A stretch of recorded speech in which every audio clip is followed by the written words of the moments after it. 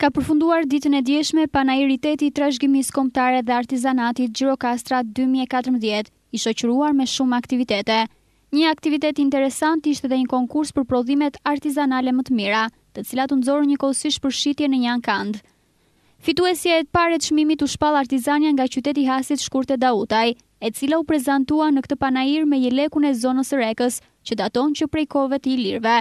Çmimi i dytë, i cili u fitua nga artizania nga Tirana Adlira Sula, për jeleku me element të Gjirokastrit, si dhe çmimi i tretë i fituar nga artizania nga Kosova Selvie Cunga, me dolmën veshjen tradicionale të zonës së Gjakovës.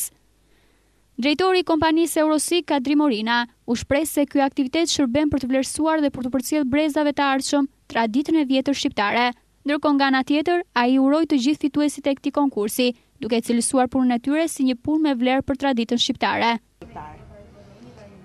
Arsyeja para që neve morëm pjesë në këtë aktivitet është për të vlerësuar dhe admiruar këto artizanë shumë të bukura, shumë të mira, që me farë mënyrë qërrojnë sytë për të përcjellë brezave të ardhshëm trashëgiminë e traditës tonë shqiptare shumë të vjetër, që ka një domethënie shumë të madhe për të përcjellë brezët të ardhshëm, ata shkatparët tanë e kanë pas në traditë. Dhe unë me të vërtet u manita këtu në këtë aktivitet, pasi kam shumë njerëz që unë mbaj, jam edhe pak koleksionist i kostumët të vjetra dhe shpeshherë mbaj debate edhe me fqinjet tanë për gjubletrin shqiptare. Dhe më kujtu sot gjitha ato punimet bukur që kishin bërë këto vajzat mrekullueshme, t'ju uroj një sukses dhe një mbarësi në punën e tyre, pasi më shumë se vlera dhe tradita nuk ka asgjë në këtë botë. Pjesë e rëndësishme e këtyre aktiviteteve ishte dhe nderimi nga ana e Bashkisë së Qytetit me titull qytetar nderi të zotit Agron Ficos, i cili gjatë një jete u vu në shërbim të gjuhës shqipe dhe etnokulturës. Kreu i Bashkisë Bime falenderoi Ficon për vlerat e pakrahasueshme që i dha jo vetëm gjuhës shqipe, por edhe qytetit të Gurtë. Qytetarëve të Gjirokastrës, t'i dorëzoj sot personalitetit të shquar birit të qytetit tonë, Agron Fico, titullin e lartë qytetar nderi. Brenda jashtë fuqive të Aldeu, si dhe në mbledhjen, ruajtjen e folklorit e trashëgimisë tonë kulturore në botën e qytetëruar. Faleminderit dhe urime.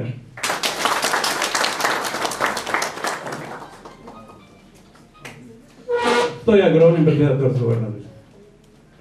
Faleminderit që na zbukuruat Gjirokastrën dhe i shtuat dhe një vlerë tjetër.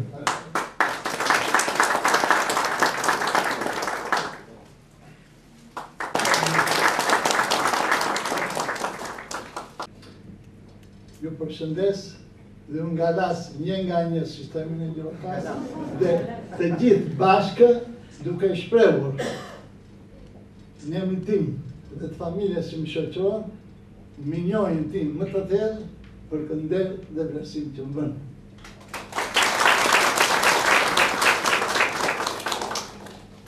Një jetë e tërë kushtuar gjuhës, kulturës, mësimit dhe shkencës, ka marrë titull grada shkencore të shumta dhe të ndryshme, si në Shtetet Bashkuara të Amerikës, e Kim Popullore në Tiranë.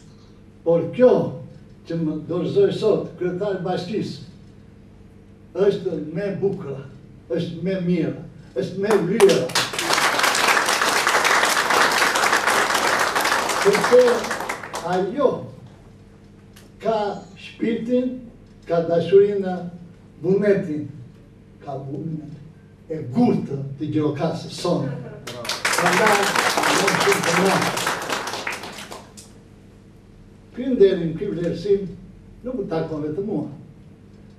Ai takon së pari mësuesve të mi, mësuesit klasë parë, Ferhat Kërit, Sadik Çelos, e shumë të tjerë, mësuesve të shkollës së mesme Asim Zenevi, me në krye dekanin e tyre të madhin Thoma Papapano. Agron Fico u lind në qytetin e Gjirokastrës, ku kaloi fëmijërinë e tij dhe vitet e para të rinisë.